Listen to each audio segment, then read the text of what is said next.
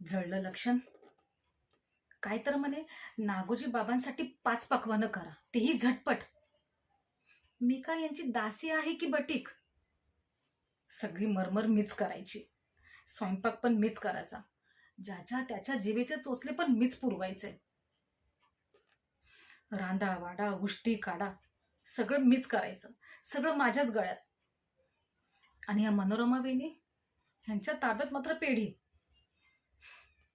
सोन्याचं तर इतका हव्यास आहे ना, की वर जाताना सुद्धा सोनच पांघरून जाणार आहेत की काही कोण जाणे.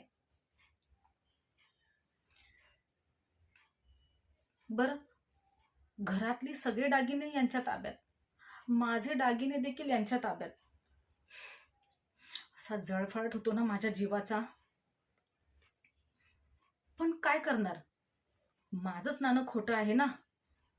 आमचे हे आमचे हे जर चांगले असते ना, 4 चवळ जर मिळवत असते ना, तर ही बघायची वेळ आली नसती.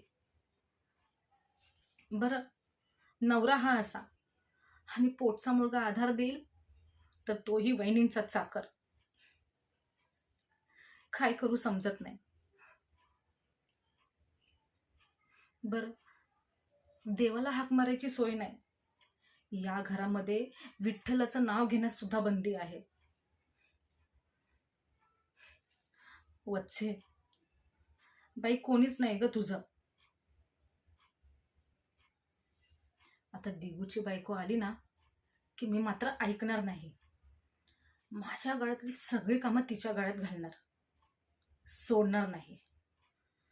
बस, लय झालं आता.